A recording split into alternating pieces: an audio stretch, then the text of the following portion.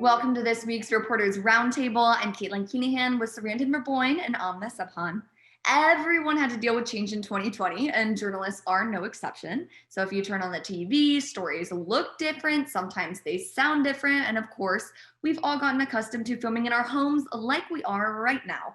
Sarandon, what has your experience been with adjusting to the at-home environment as a sports journalist? So it's definitely been a little bit of a challenge, and I've had to be more creative and innovative than I probably ever dreamed I would be in my career, right? I used to be able to go to games and then you would get your interviews there, you would get your B-roll, you would have exactly what the story was in line all in the same day, like all in the same 2 hours. It's not really the case anymore. Now I'll get a story idea, I'll reach out to some people for interviews on Zoom, like we're talking right now, and then I'll have to go on the internet and find some B-roll to be able to lay. So it's taken me at least a little bit longer to get my stories done. But there's been a few, I would like to say, a little bit of creativity laughs in my apartment as I'm trying to film my stand-ups or trying to track my own voiceovers. I'll be in my closet like with blankets, and I have, if I'm filming something and I'm standing up, I'm pretty tall, I'm 5'10", and I was stacking ottomans and chairs, pots and pans, anything I could get a little bit of height to put my laptop on top of, and I was just praying to the Jenga gods that it was not going to fall over. But it's definitely been a challenge, and overall has pushed me in a creativity level than I had ever thought before. Amna, what did that look like on the digital side of things? Not completely too different because we didn't have to, find B-roll or put these Zoom interviews that we're having on a package where sometimes they're in the car or they're on their phone and it's this way instead of the regular horizontal. So it's been interesting to see. I've worked with Sarandon on a few stories, and then just watching her scound for B-roll and all that, it definitely makes you appreciate being on the digital side as opposed to on the broadcast.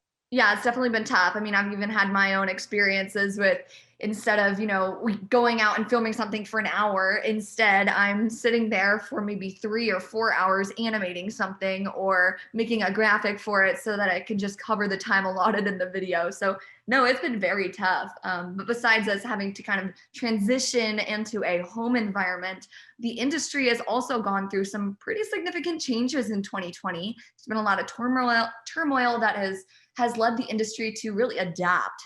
Amna, can you talk to us a little bit about what you've seen in terms of the change in that? Yeah, so objectivity, we all know, is a pillar in journalism, and it's drilled into us since we're students, and then we get into the field, and it's something we're supposed to keep in mind at all times. But we've really seen that challenge this year, especially when it came to the Black Lives Matter movement. And a lot of students at our school were wondering, am I being unethical if I write Black Lives Matter? And that was a debate going on, whether that's something objective or whether it's objective and more controversial. So Pointer had a really great article a few months ago talking about this, where they emphasize accuracy and transparency over objectivity, where embracing one's bias is all right as long as they're being accurate and they're being fair and seeking truth with that. For me personally, I don't find my background so much as a bias as a strength, and it's something we should embrace and learn about each other's backgrounds and their sort of biases. And then I'm not exactly talking politically, but it'll help us better understand the communities we cover and cover them more fairly with a better lens. That is something that we all kind of learned this year, is that everyone comes from different backgrounds, and it is a strength to be able to use those in reporting. So I'm so glad that you brought that up.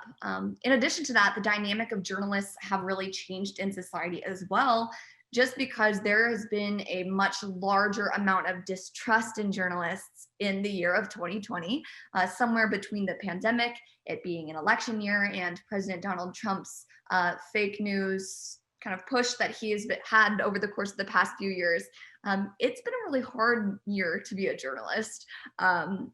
There's a lot going on. There's a lot of important things for us to be out in the world and covering, but at the same time, you have people that don't want to talk to you because you're a journalist or don't believe in the work that you're doing. I mean, I've gotten my fair share of emails that were pretty frightening about the media. So I don't know if you guys have felt the same way. Sarandon, have you seen that at all in your experience out reporting and stuff? There's been a lot of people who have been a little bit hesitant to talk to the media or to talk to me as a journalist. And they're like, well, how are you going to edit this? And my main ideal is I'm not going to edit it to a certain script that I'm writing, but I'm going to edit it to tell your story in the most effective way.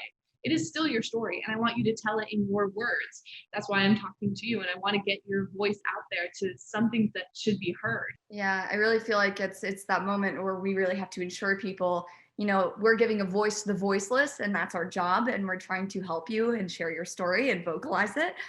So yeah, no, definitely, I've had to say that to my fair share of people as well, and it's been an interesting experience. But I'm happy to close the chapter on 2020 and move on to 2021. I can't wait to see what this year holds for us as journalists. But that is it for this edition of the Reporters Roundtable.